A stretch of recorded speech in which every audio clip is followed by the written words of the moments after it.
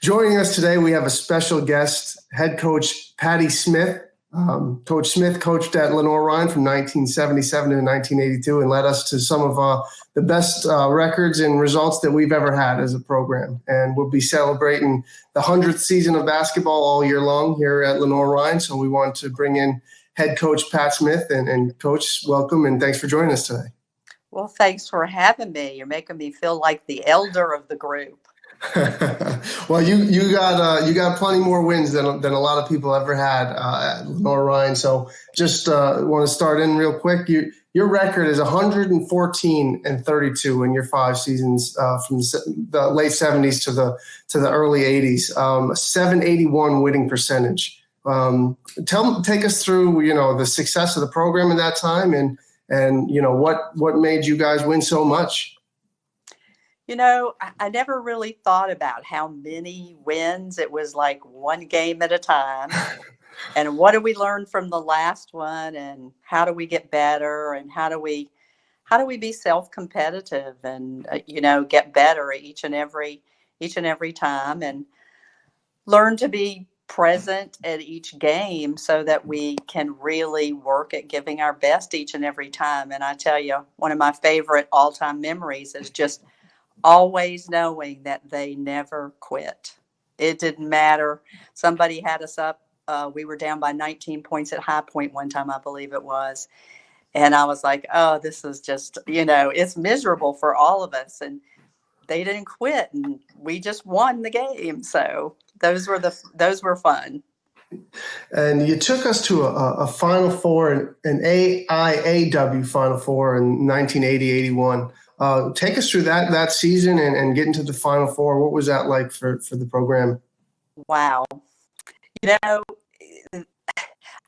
We had only had an experience with an at-large bid, and we did a lot of traveling because of that in the season before. So this was exciting because we actually hosted the state tournament, the regional tournament, and then because we were one of the top seeds, we got to play at home during the playoffs before we went to Dayton to the Final Four. So, there was a good side to that and a bad side to that. The fact was we had never, ever played in an arena. And I don't know if you've ever been to Dayton Arena, but it's a pretty big place. Yeah. I had never been in an arena to play basketball. So, okay. We had more air balls, I think, that time than any of us wanted to believe we could have. But it was a great trip. The president's wife came with us, president of the college, and it was Anita. Gosh, I forget the last name now. It was so long ago, Jeremy.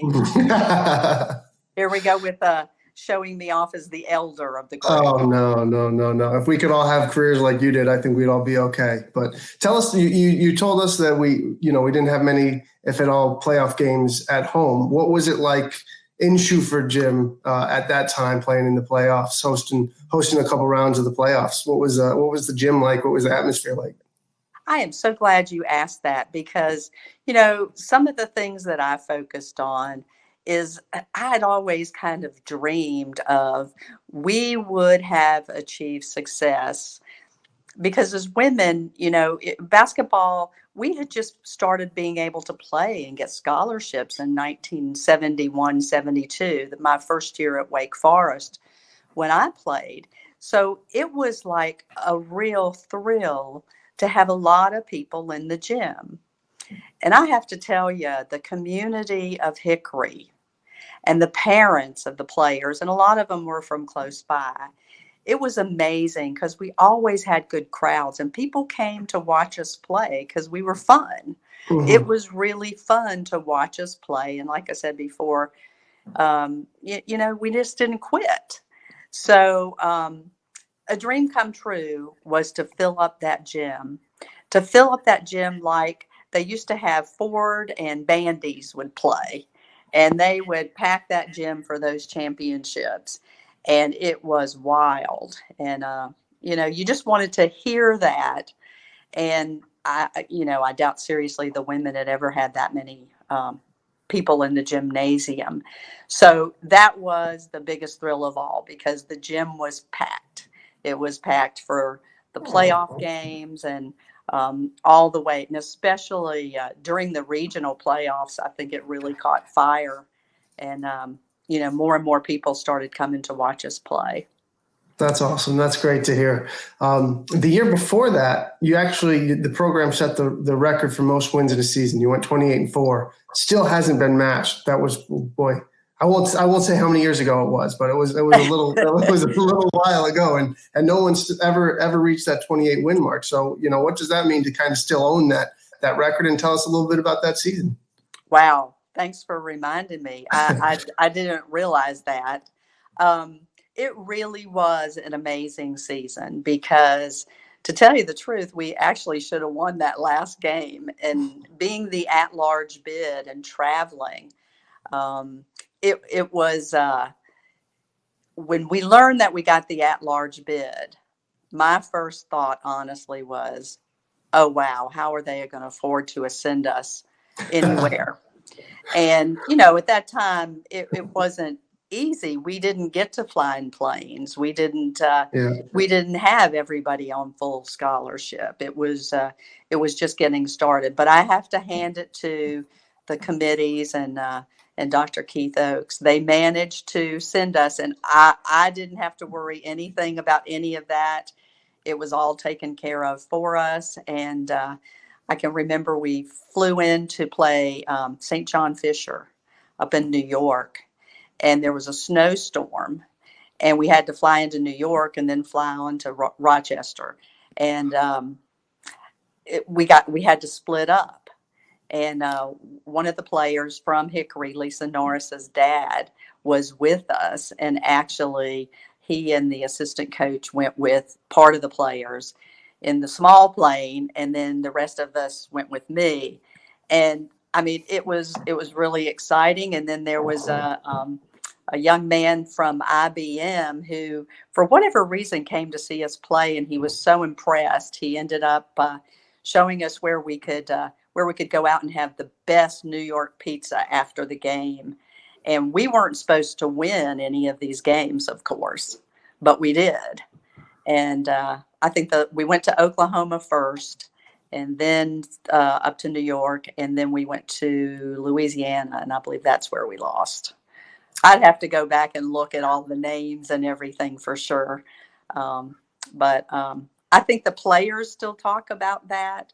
I think it was fun for them. I think they realized that we could really keep getting better, and that we were competitive. And it was Division II at the time, and we could have played with some of the bigger schools. When I look at them play now, a lot of the players are bigger than we were, although we always had a center. And I think we had a lot of balance. And Sherry Cash was oftentimes the first substitute player.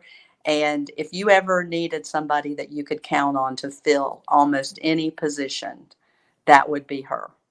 Never say die. And so we were lucky. We had speed. We had good hands. They loved to practice. They loved to be in shape. As a coach, I couldn't ask for anything more. It was just, it was fun. Well, it's funny you mentioned St. John Fisher, because I'm actually a St. John Fisher alum. So talk about a small world right there, right? Wow. Yes. Yeah. One of the funny things that I see when I look back at the record book, and it's kind of hard to believe, is the 2 years prior to you getting to LR and starting your head coaching run, the program had just come back. There was no team from 1946 to 1975.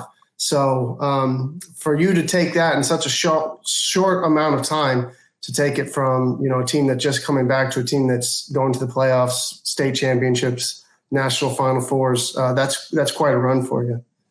Well, to give a little credit where it's due, that there had been a couple of years before I got there that they played in Division III, I believe it was.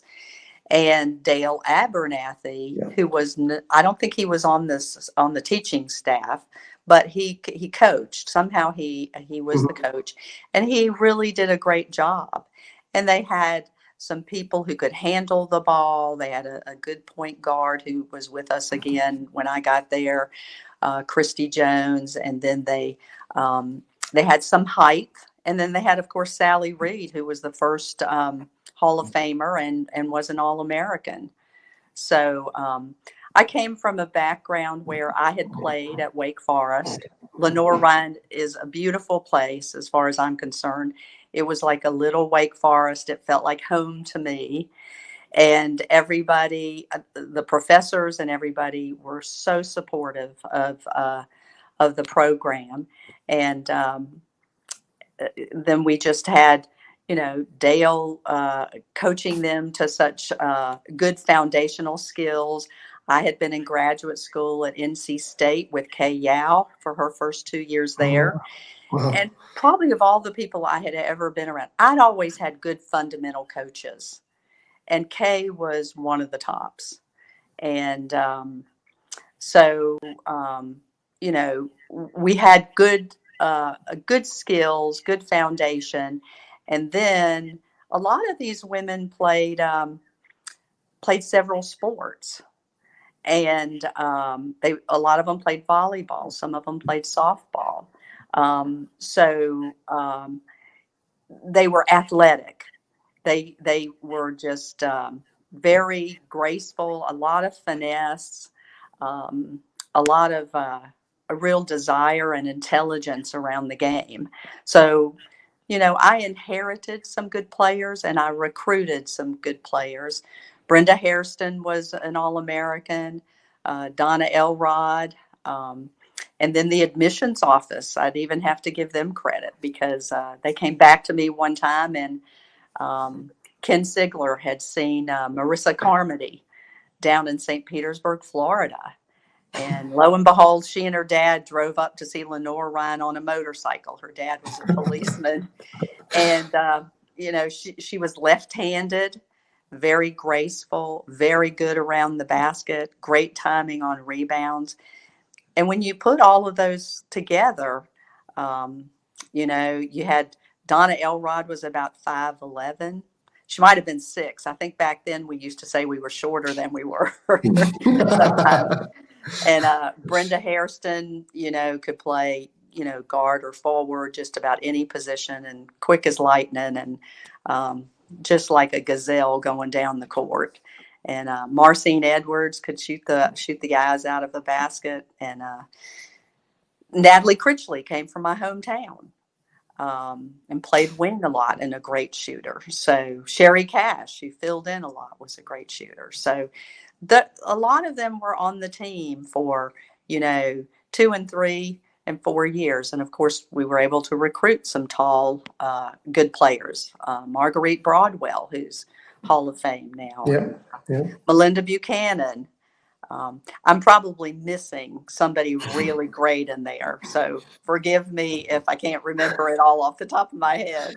Sure. No, you had a lot of great players, and a lot of them are in the Hall of Fame right now at Lenoir-Rhyne, as are you, a 2010 inductee. So just to wrap up, you had an unbelievable run at Lenoir-Rhyne, and just to celebrate this 100th year of basketball, why don't you just tell us some of, I know you mentioned just the overall competing and the players never giving up, but what are a couple of your just favorite memories, if you could think back to a couple certain times that stand out to you that maybe made your run even more special? Wow. I remember winning our 100th game at UNC Asheville. Okay. Yeah. I remember, I think the thing I'm most fond of is just periodically, somebody from the past, one of the players will let you know just how much, you meant to them, Sure. and that experience meant to them. And one of the things that comes up almost every time a group of us gets together was the year I sent them to Outward Bound for a long weekend experience. We were young, and we didn't really have anybody who stood out as like the leader of the team. And so I was like, what can we do to have some leadership development? And of course, they went to Outward Bound, and I think it snowed on them. I think the weather was really bad. I was up in New York recruiting, flying on a plane, and wishing I'd not gotten on the plane. And so I complained about that, and they complained about the ropes course, and not having a spoon, and little crazy things like that. So that's a pretty fun memory to hear them get together and go back and forth about those kinds of things that were so much fun. That's awesome. Well, appreciate you taking some time to chat today and reminiscing about a tremendous career. So thank you so much for joining us, and we look forward to having you celebrate with us all year long. Well, thank you so much, and best of luck to Go Bears. Thank you. Go Bears.